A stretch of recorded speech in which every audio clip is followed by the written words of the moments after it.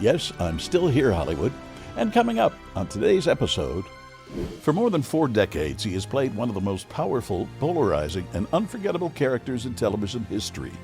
A man who could intimidate a boardroom with a whisper, destroy enemies with a glance, and still somehow command loyalty from millions of viewers around the world. He didn't just play a role, he built a dynasty, turning daytime television into appointment viewing, and proving that a soap opera character could become as iconic as any primetime anti-hero. This is Still Here Hollywood. I'm Steve Kmetko. Join me with today's guest from The Young and the Restless, actor Eric Braeden. Thank you very much for coming in today. I appreciate you sitting down in that chair. Steve? You don't know what you're up to or up for. Well, I trust you. I've heard some of your interviews or seen them. And you're a very bright man, and you listen well. So here we go. I'll do my best. All right. Can I call you Eric? Of course. Okay. Thank you. What were you suggesting? Oh, I have a number of names that I call Okay, people. well, that's fine. But not you. That's fine. My mother's maiden name was Newman. Really? Yes. We used to call her Newman, like they do on Seinfeld. That's so funny. So I work with them. Seinfeld is my favorite TV show. Really? Period. How come? My wife and I watch it almost every night. It's brilliant. It's the most brilliant cast put together. If one of them left, that wouldn't have worked. An absolutely brilliant cast, meaning the casting director must have really known what he was doing. Because not everybody on that show was known when they started. No, I mean, it's I watch it and I say, my God, how did they do this? Every guest actor was brilliant. It's just, and Newman's real name is Knight, right? Wayne Knight. Yes, Right. yes. He played Newman on my show. Newman saying hello to Victor Newman. How'd that work out? Oh, very well. He's a very charming character. And I said, let me tell you something. I've marveled at the casting on your show. He says, well, the casting director, like everyone else on the show, was crazy. I said, it's just brilliant casting. And Julia Louis-Dreyfus. Oh, I love her. Me too. I love She her. just got bigger and bigger and bigger. I love her. She's just so damn charming and so Funny. sexy and charming and funny, and she's wonderful. Yeah, she is. Okay, let's talk about Victor Newman a little bit. You had a very different path getting to Victor Newman. What were those early struggles like? Well, they had gotten to a point where I wanted to leave the show after about a year. I couldn't stand the medium, to be frank with you. It is daunting. There's nothing harder in this business for an actor, and for a writer, for that matter, than daytime. It's the hardest medium there is. I've done them all. It is relentless, ruthless, and look, what we do essentially is we learn lines and then interpret them as best we can. And when you have 15, 20 pages, 25 pages, 30 pages, 35 pages, 45 pages, the most I've done was 62 in one day. You're kidding. Yeah. So it doesn't leave much room for, how do you think I should play this? Do you understand? Yes. You just do it. And that I like. I've never liked direction very much.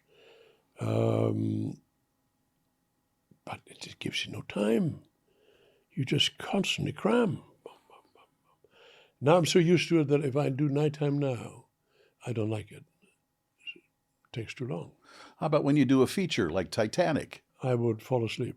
I play a lot of tennis in Titanic. Did you? A lot of Brits thought they were very good. I said, come on, let's go. Let's play tennis. That's all. Down at Rosarito Beach. Nice place. Yeah, it's not bad. If you drive through Tijuana, which is not a nice place. Right. It's an oozing sore, I call it. Yeah. Do you ever, and this may not be a fair question, but does that mean that with all those pages, you kind of turn on autopilot? You try not to, that's the point. Yeah. In other words, I love the process of acting. I've never tired of it. That is to take something and make it as real as I can make it. I've never, ever tired of that. I don't know why that interests me, but it does. Had I not had that interest, I would have left a long time ago. But I love the challenge of, someone else wrote it, who sits in Chicago or New York or whatever. Don't know them, have no idea. And they write something, and then I say, okay, how do I make that real? How do I make that believable?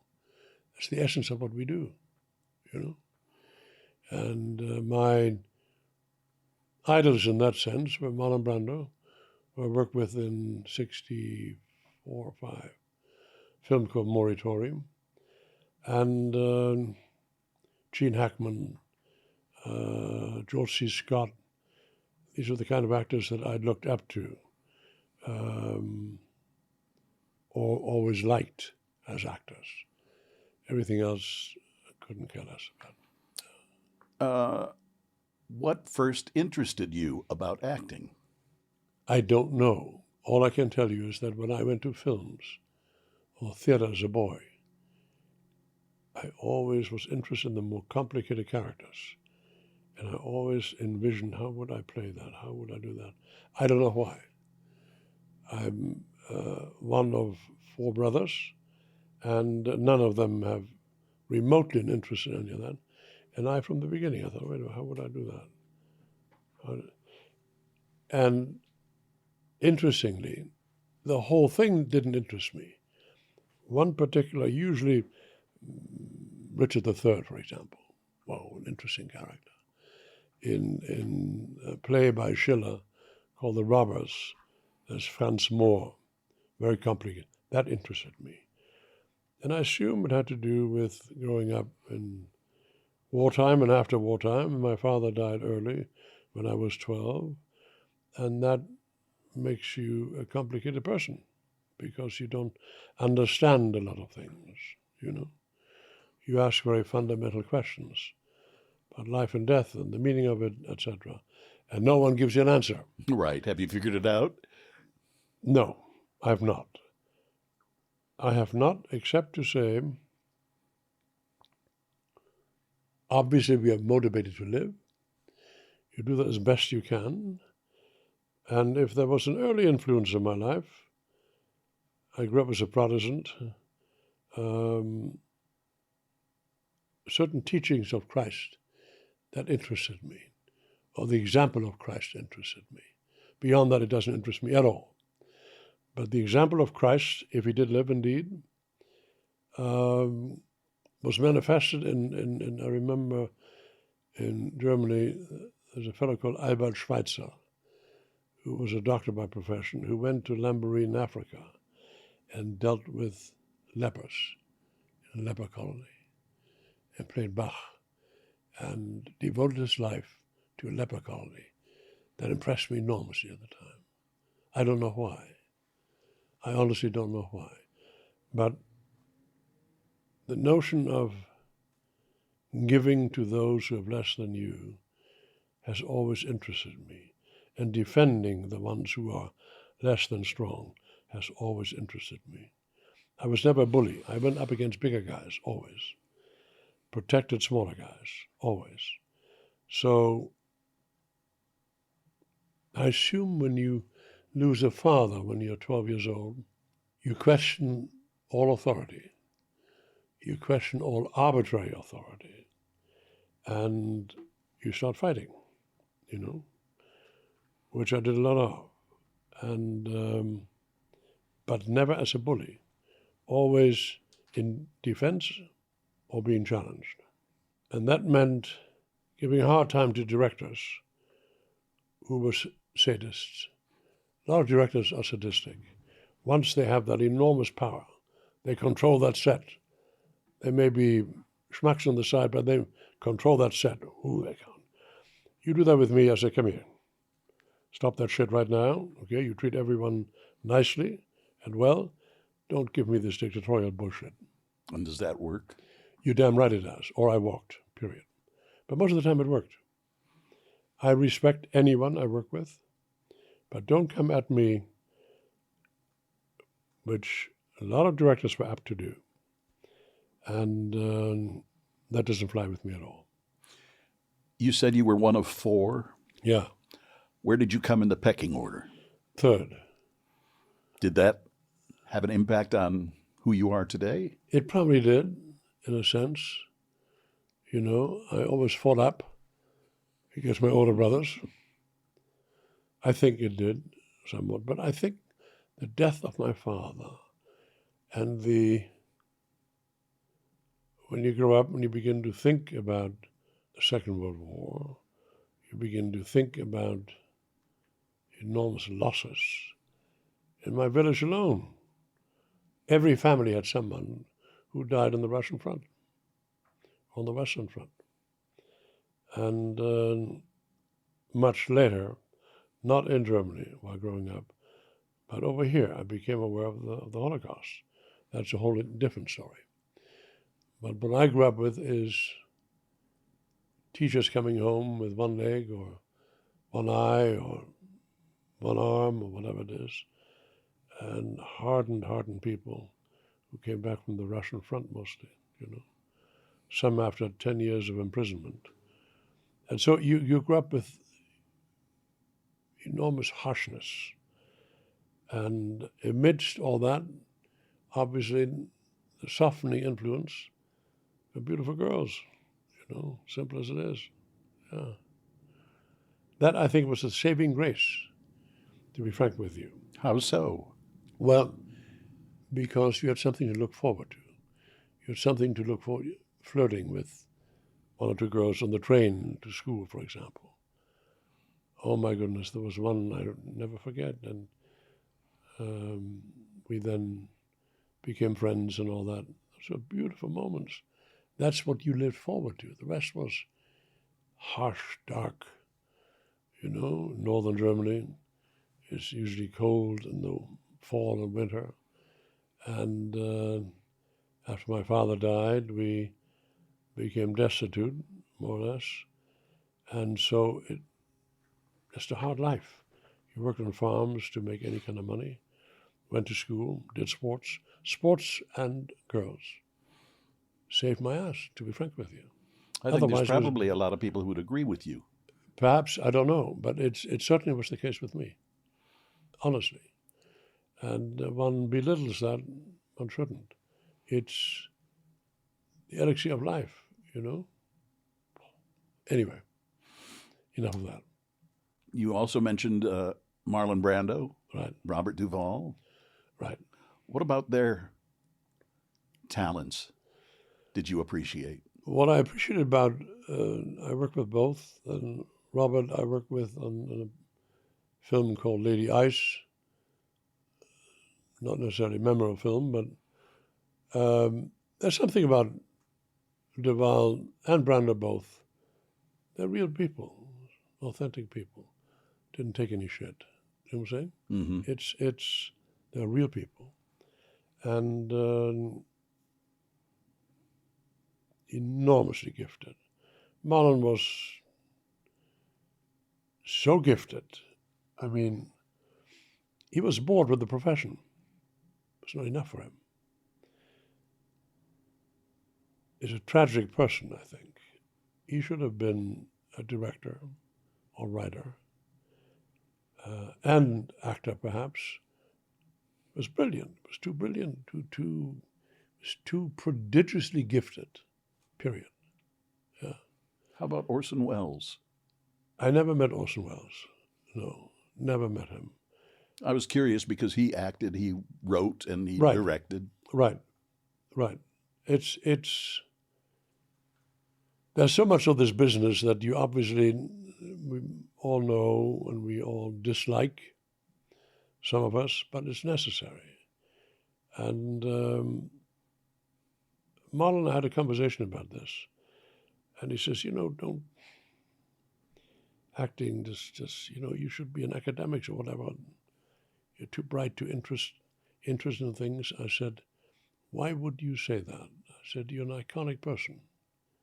You have such extraordinary influence. But I only much later came to this conclusion of acting being a wonderful profession when I did Y&R. When I went on my first public appearance in Canada, I'd done the show for about 3 years. And before that, in the 60s and 70s, I always looked for films or things to do that were politically interesting, philosophically interesting. Costa Gavras, that kind of, Ingmar Bergman, those kind of films interested me enormously. And always looked for that kind of content. Of course, you couldn't find that much. And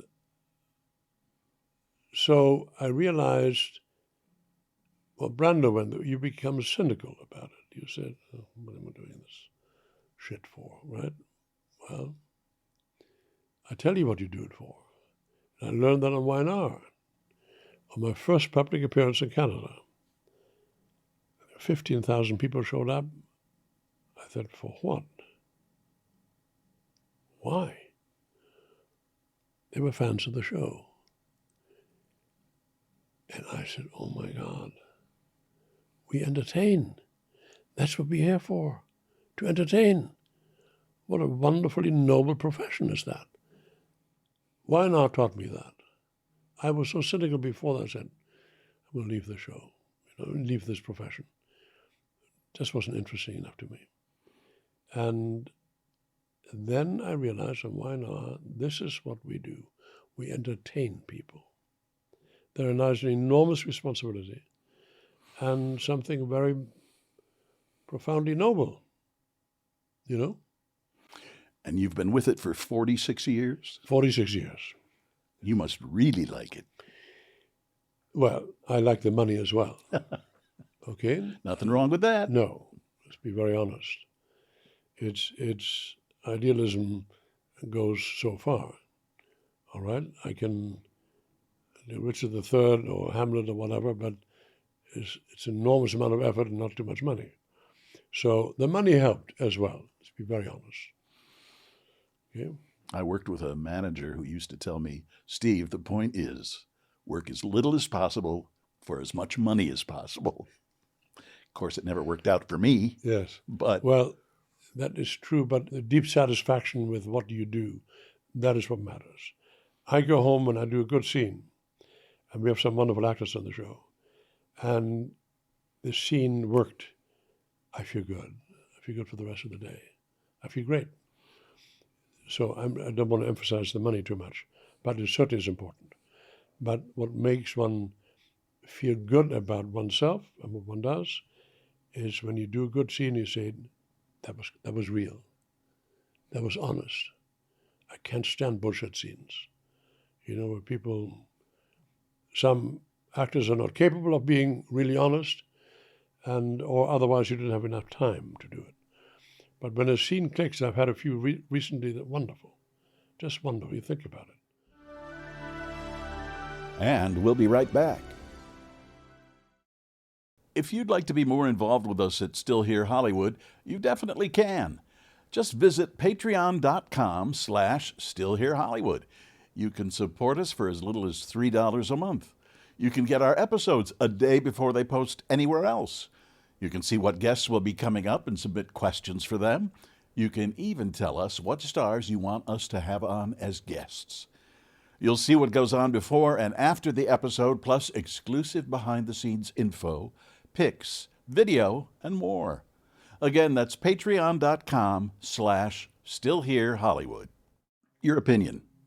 Could Marlon Brando have done a soap? 62 pages? Well,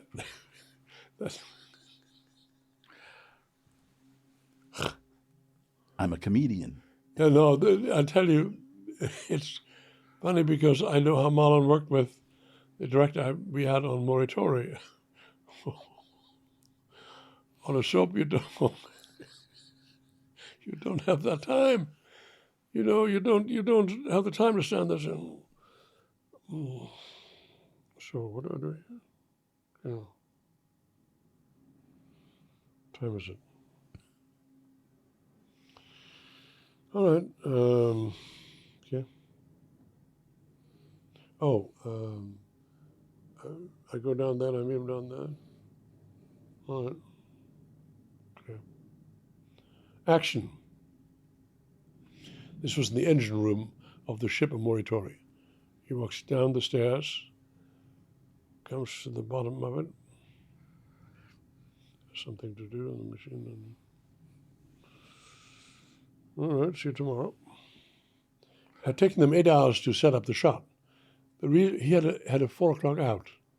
Do you understand? Mm-hmm. So you tried that on a soap. I would love to have seen it. No, I'm far more disciplined than that. And I have respect for people who produce things and knowing what kind of money it takes to get all of that going. And I have enormous respect for the crew. And for them having to make a living.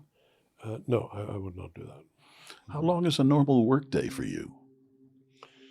Normally, the show starts about 7:30 in the morning for blocking, and then they start shooting at 8:30, and then go home anywhere between 6, 7, 8, 9, 10. In the old days, now it's compressed so enormously that we shot the other day 110 pages in one day. I can't imagine. That's nuts. It is nuts. Okay? Yeah. So I've learned to make that a challenge and say, okay, I'll show you. And then do you understand? Mm-hmm. The more the merrier.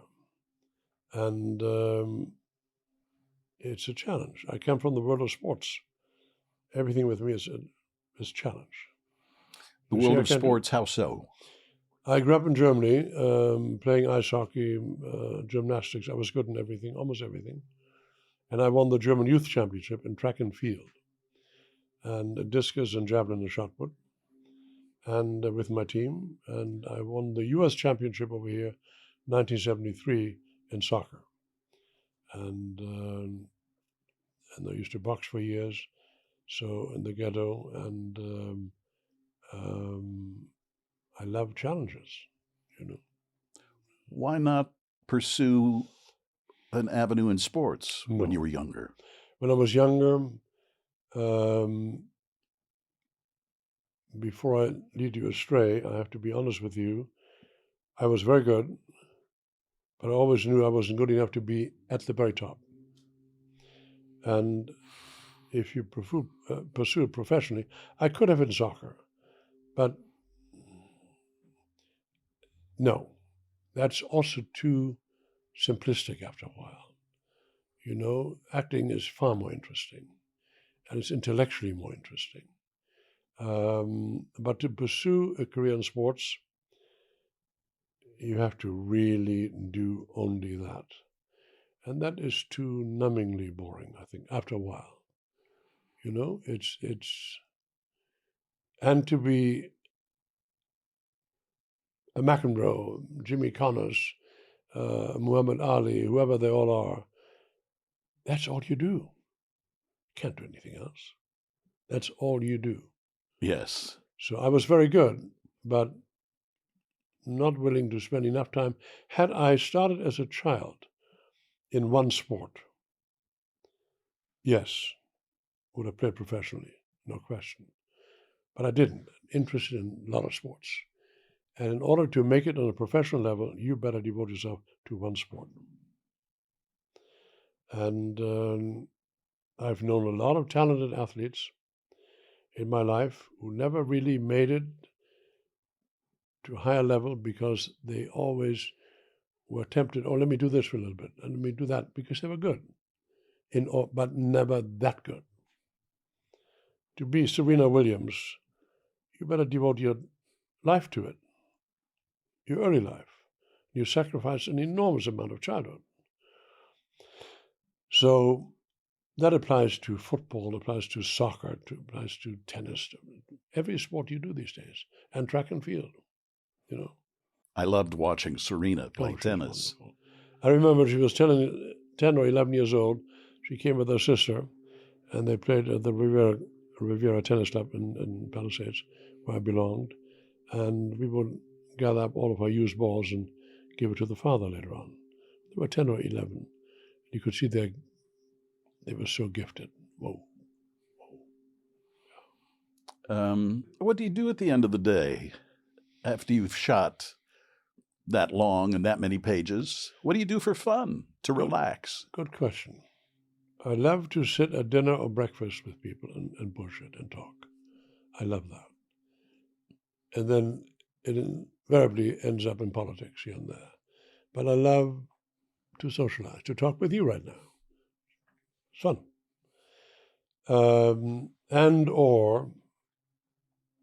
Usually I work out. You know? And what is a workout for you? Workout for me, in the mornings I do 300, can't do any of it, bum straights, 300 hooks, and 300 uppercuts. 300 altogether, just to wake up. And then I take a kettlebell. Do you know what a kettlebell is? Yes, I know what that is. And I do swings, 50-pound swings, boom, boom, boom. 50 pounds? Yeah, 50 pounds, yeah. And then I do more Tai Chi these days, a lot of swings, arm swings, relaxing. And then I would do air squats, you know? Air squats? Air squats, keep the legs strong, without weights, when I have no time. When I have time, I go to a gym. And I usually hit the heavy bag. And once you box, it's difficult to get used to that movement, to lose that movement. You love it. It's just pop, pop, pop, you know? It just becomes part of you. I sadly can't play soccer anymore. We used to twice a week meet with friends and play soccer still. Those of us who had played. I can't do that anymore. I have a new left knee and a right hip. And I asked friends of mine, I'm 85 now, I asked friends of mine, guys, can we do walking soccer? I miss it a lot. And most of them can't walk anymore, you know, either short knees or short ankles or whatever. You pay a price when you play on a certain level. So that's out. So now I've found someone to play ping pong with. And Timothy Chalamet? Huh? No. No? Okay. No. I didn't see the film I was supposed Neither to. did I. Yeah. But I'm pretty good at it. And again, I love a challenge. So, okay, let's go up. Anyway. That has a lot to do with reflexes. And it's good for the brain because you have to react very quickly, you know. So, or I walk. Walking is so damn good for you, and I don't do enough of it. I just saw something on the internet, well, I've seen it for some time now, called Tai Chi walking. Yeah. Yeah, well, it's movement and walking at the same time. Look, I can do a number of things to tire myself out. Or I do push-ups. Or you do jumping squats, air squats, you know? And but the two things that relax me the most are boxing or hitting the heavy bag and Olympic lifting. You know what that is? I'm not certain. It's not the Schwarzenegger stuff. It's lifting that athletes do. That means you clean and jerk. A lot of clean and jerks, precisely. One of my favorite exercises. It relaxes you completely. And it's a very athletic exercise. It is very good for every sport you play, really. Boom, boom. And you do explode, you know, whop, whop, as much as you can. Boom. And it's wonderful. That's all. Simple. Do you think that's helped you with acting? Absolutely. No question about it. Because, very good question. When you do strength training, explosive training, when you box, when you do martial arts, it gives you a certain security. You say, you want shit? Okay, let's go. Do you understand? It gives you a certain security. sports have helped me enormously. Because the first thing you do when you're amongst a group of people or whatever, you say, okay, someone wants to bring it on, bring it on. You're just not worried about that. Do you understand? It's Brando was a very good athlete, strong guy. He and I threw the football at 20th, the old 20th Century Fox, in between scenes. He was very good and good athlete. Duvall loved playing tennis, a good athlete as well. Jack Palance was a real boxer. Yes, I remember his push-ups on the Oscars. I yes. know. Well, he was a real boxer. He was no bullshit. Anthony Quinn was a great athlete, boxer as well. Cary Grant was a goalkeeper. Goalkeeping in soccer is kind of crazy. And goalkeepers and left wings were always thought of being crazy in soccer. Anyway, yeah. Most, a lot of the actors I knew who were stars had been athletes. Many. Yeah. All the people you've mentioned had very strong personalities. Right. Brando, Duvall. Right. Cary Grant had a strong personality. Right. Do you have a strong personality, would you say? I was told. I don't know. Too close. I don't know. When I get pissed off, they say. Okay, well, we won't do that. No. Anyway. What do you think young actors misunderstand about longevity in acting? That's a good question. That's a difficult question to answer because I think so much of it is such happenstance, You happen to be good for this role or that role. You just happen to catch the fancy of someone who says, oh, I think you'd be good for this role. It's when you think back,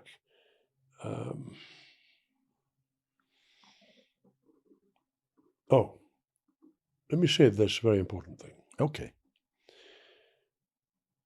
I knew a lot of actors in the 60s who knew everyone in town.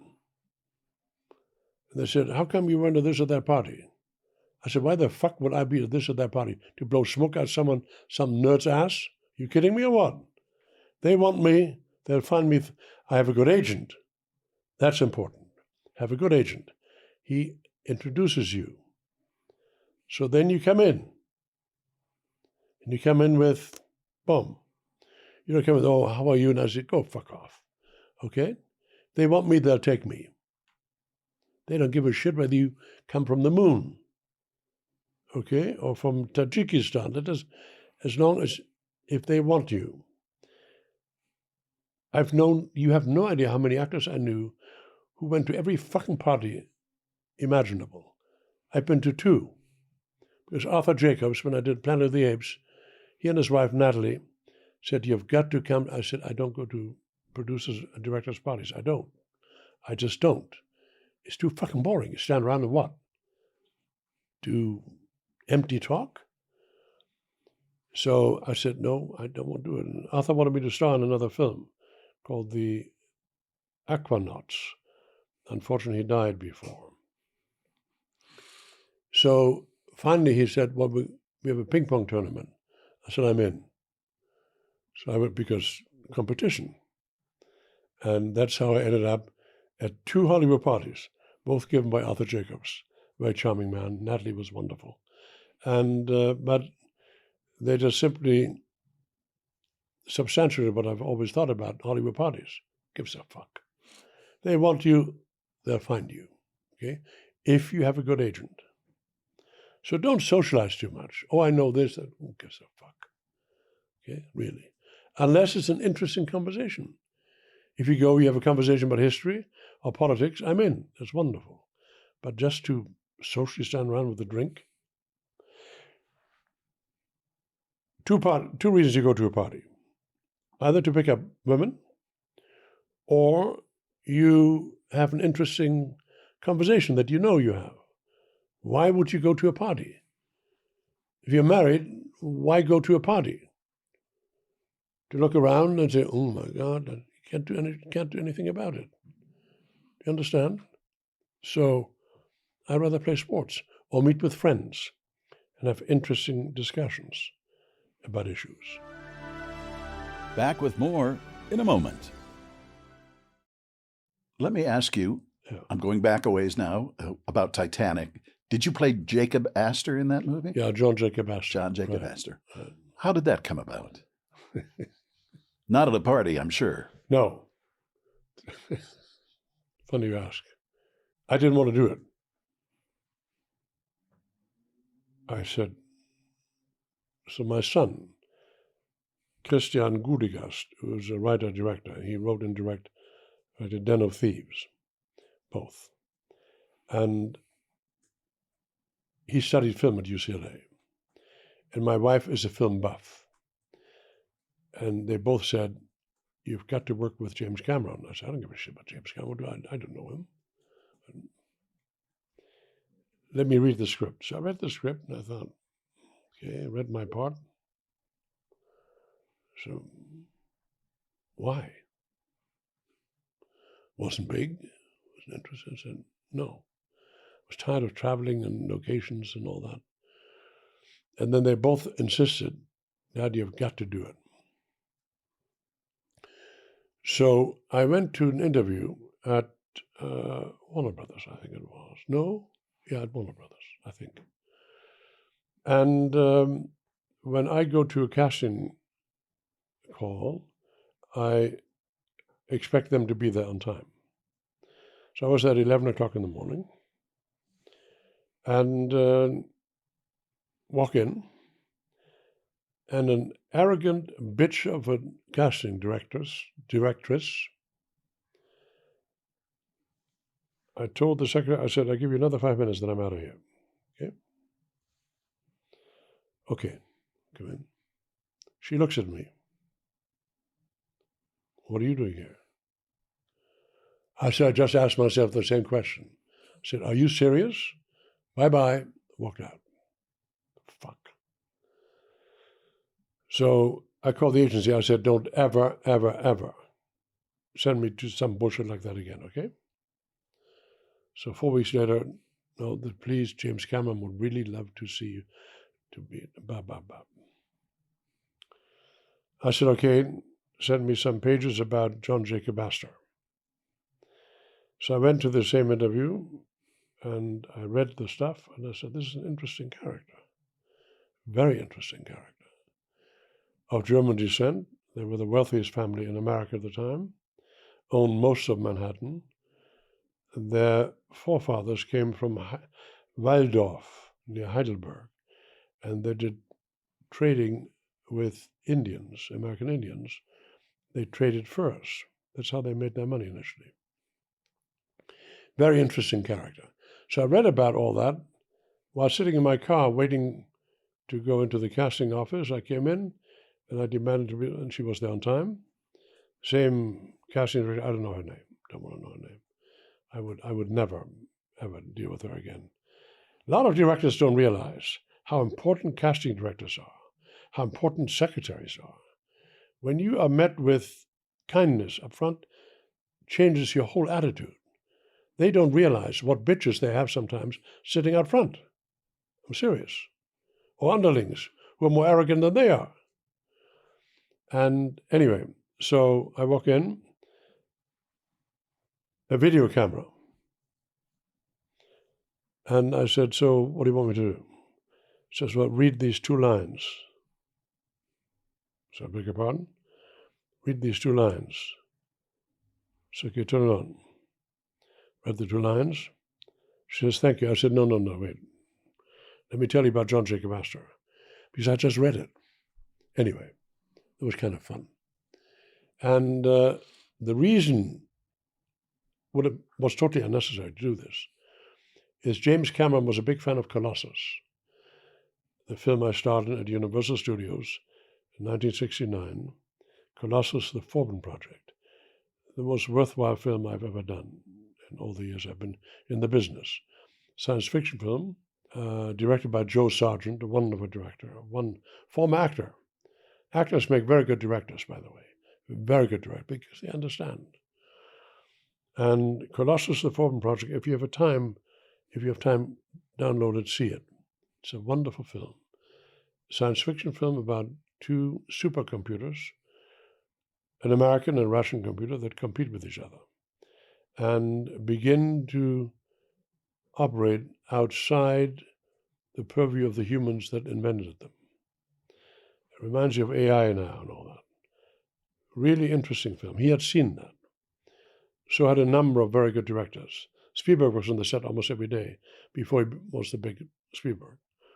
An interesting film. So he was a big fan of it. And that's why I did. And I'm glad I did it in retrospect, because I have enormous respect for James Cameron.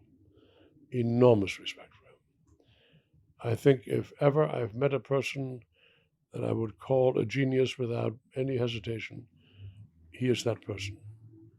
It's a genius. I talked to the camera people and the sound people. They said he knows more about our specialties than all of us. He's an extremely bright man, and was a joy to work with.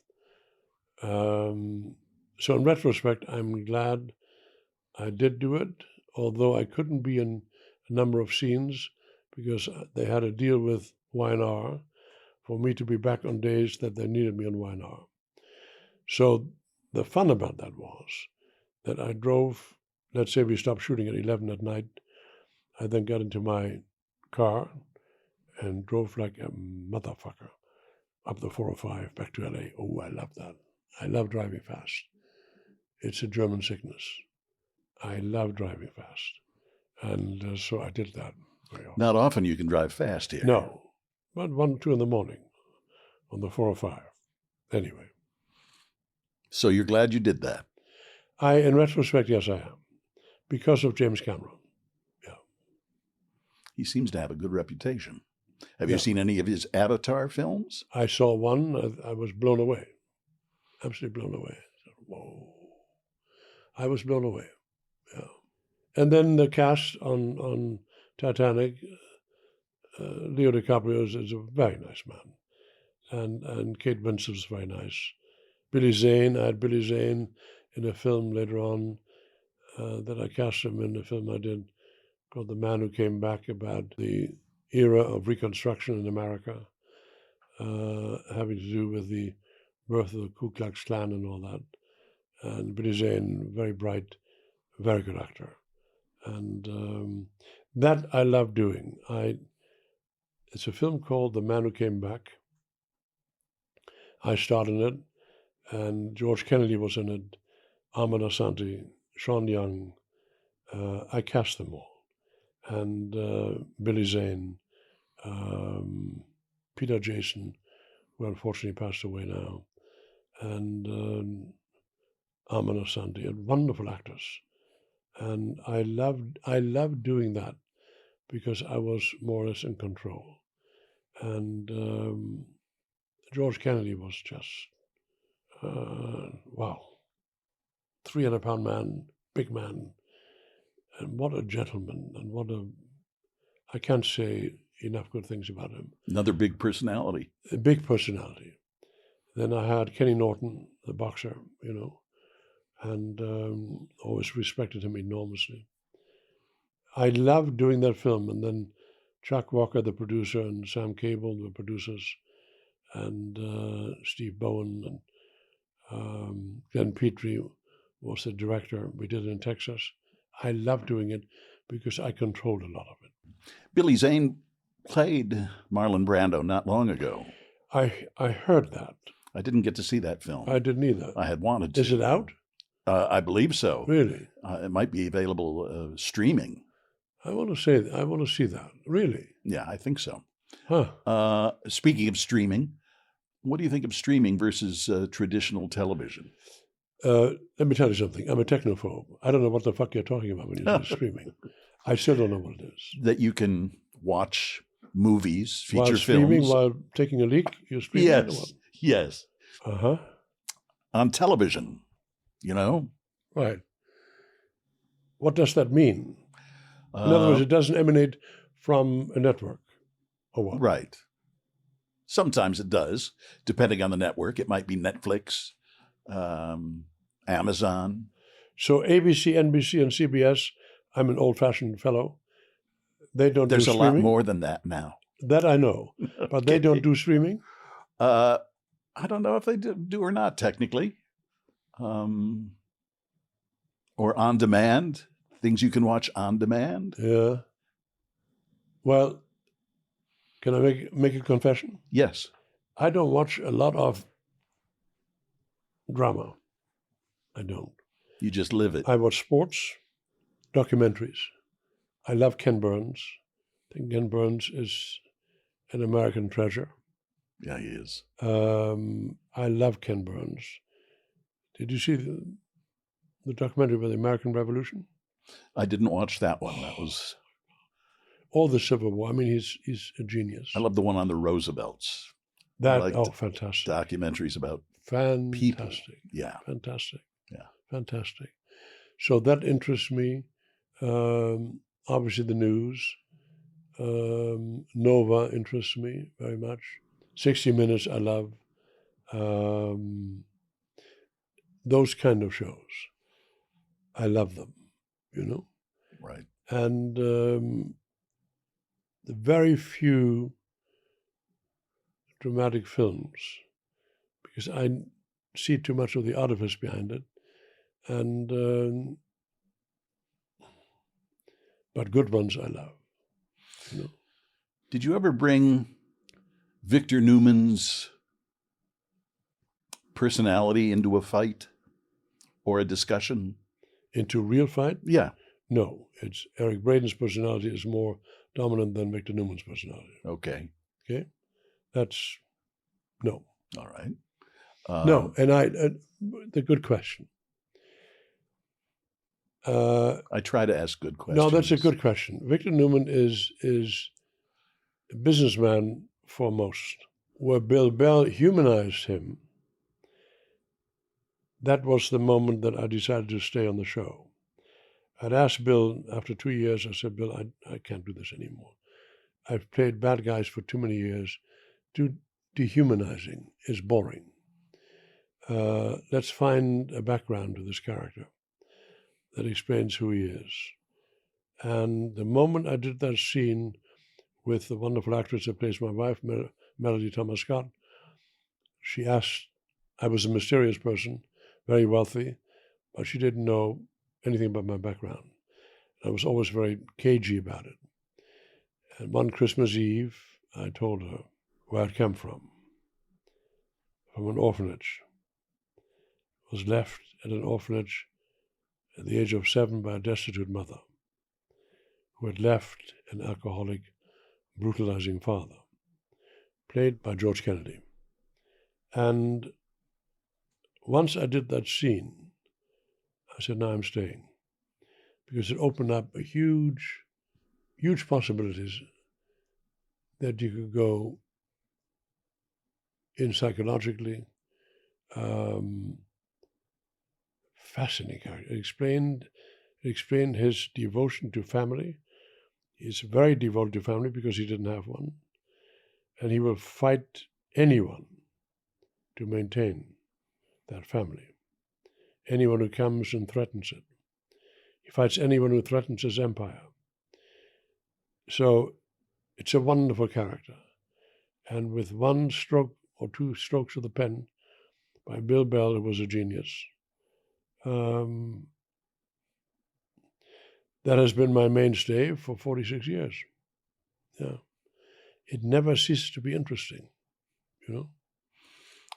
Wasn't Bill's wife one of the creators? Lee Phillips. Lee Bell, very charming lady and beautiful lady, very charming. I knew her from Chicago. She was a newswoman there. Yes, apparently. Yeah. For CBS right. News in Chicago for a long time. That's right. Very bright and very socially aware. In other words, meaning things that were au courant at that time, politically or socially, she was very aware of that. And I think she influenced Bill here and there. And yes, I remember them very fondly. I really do. Yeah. When you first read Victor, who did you think he was versus who he became? You were just telling me a little bit about that. He's a bad guy. I'd run the gamut. I did 5 Gunsmokes right across the street here.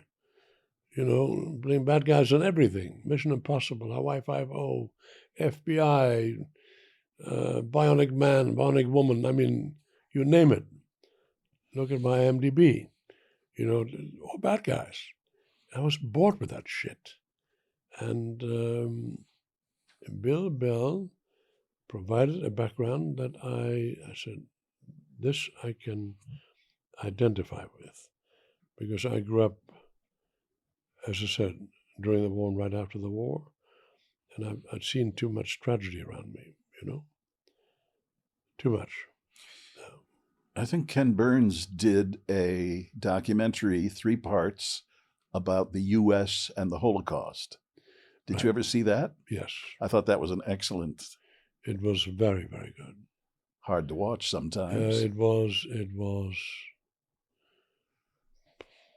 mind-blowing. Yeah. And I would say that has the awakening on my part about that part of German history has really been very, very important in my intellectual development, my political development, my interest in those questions, because it is so deeply horrendous. And then you come from a country that was considered culturally one of the most advanced countries in the world. You know, there was a time when American medical students had to learn German when they studied medicine. That all fell apart starting with the First World War. Germans constitute the largest ethnic group in America. Did you know that? No. Germans are the largest ethnic group in America. Never talked about. Because of 1914 and 1939, First and Second World War. And when you grew up, as I did in Germany, innocent of all this, except you saw the ravages of war, by the enormous destruction around you. But I had no idea what fascism meant. I had no idea what the Nazis were all about. I had no idea about the anti-Semitism, about the concentration camps. They didn't talk about that. It wasn't talked about. In the 50s. I left in 59. So I literally came here to America, innocent of all that. I remember taking a Greyhound bus from New York to Galveston, Texas. That's a long ride. That's a long ride, let me tell you. There's a song by that Willie Nelson, who I love, sings, called City of New Orleans. Do you know that song? Mm-hmm. Oh. Whenever that song plays, I get tears in my eyes because it reminds me of the Greyhound bus ride from New York to Galveston, Texas, at the end of May, beginning of June, through the South, where racism and discrimination was so blatant. You saw colors only, whites only signs. Where you saw people get on the bus, they sat in different seats. I mean, I couldn't believe my eyes. And we as boys growing up in Germany after the war loved America. We loved everything American. We read stories about the American West, about cowboys and Indians and, you know, characters. Then I saw that, I thought, whoa. Then I remember we loved Louis Armstrong and American music, you know. Loved it. And then to come to America and see that in such crass terms is sort of, whoa, interesting. And then I saw my first film about the Holocaust in a movie theater on Wilshire Boulevard and Beverly Drive. It doesn't exist anymore. I was homesick. It was about 61. was working for Beacon's Moving Furniture, I think, and was homesick, saw the film called Mein Kampf. So that's German. Never heard about it in Germany. Never heard about it for the 18 years I spent in Germany, from 41 to 59. You just heard things, they talked about certain things, but only about the loss of the war, really. And so-and-so died, and that farmer's son died, and that's what you heard about. So when I saw that film, it was obviously the most epiphanous moment in my political, historic, emotional life, I couldn't believe it. Was it based on the writings of Hitler? That was a documentary, Swedish documentary, called Mein Kampf, from beginning to end. And it blew me away and made me question everything from then on. I wrote bitter letters back to my mother. My father died when I was 12, so I didn't have a chance to talk to him. But I said to my mother, this is what? And she wrote back, when you come to visit, I want you to meet so-and-so, so-and-so, so-and-so, to talk about this. And she was basically apolitical and didn't want to talk about it particularly.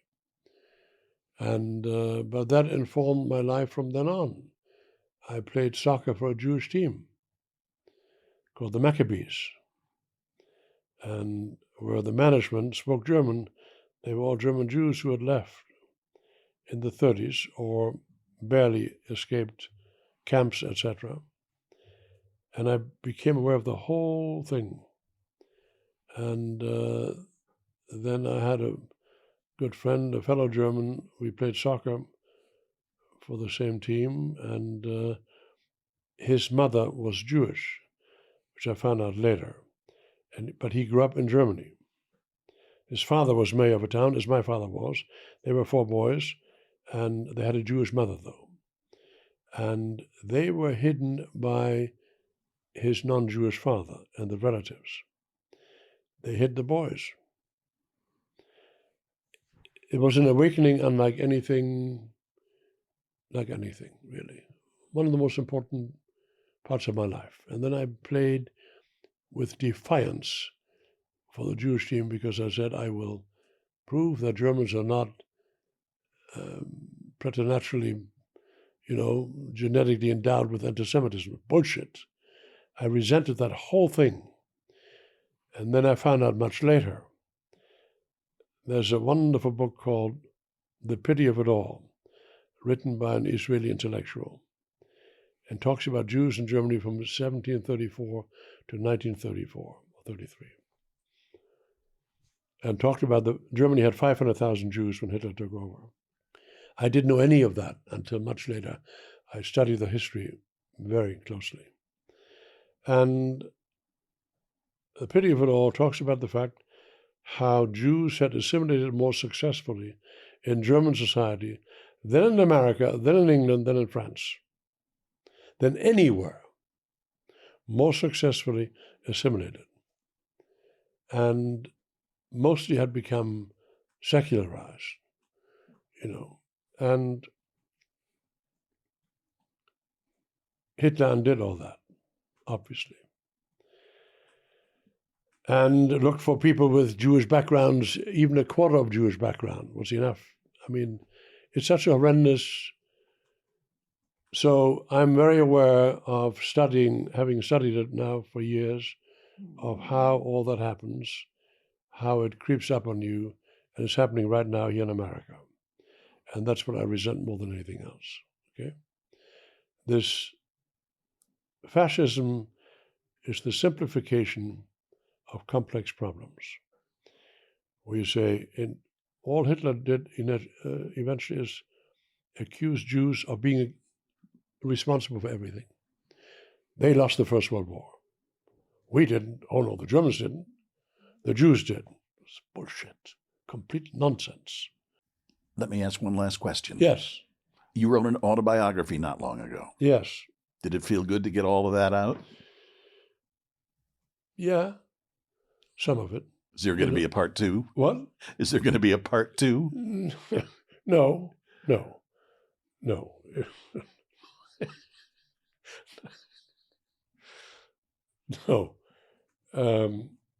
Well, I would have to reflect upon a lot of other things, And What was it called? The World According to Me. Yeah.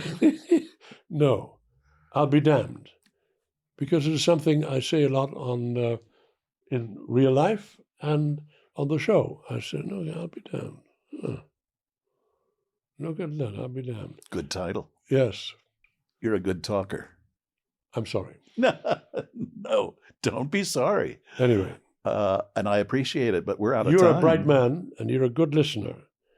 And Larry King was a good listener and very interested.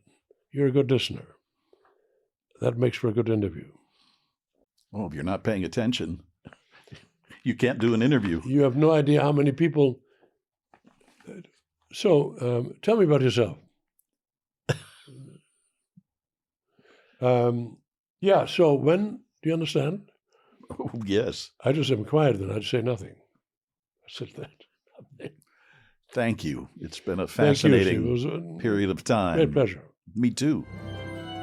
Still Here Hollywood is a production of the Still Here Network. All things technical run by Justin Zangerly. Theme music by Brian Sanishin. And executive producer is Jim Lichtenstein.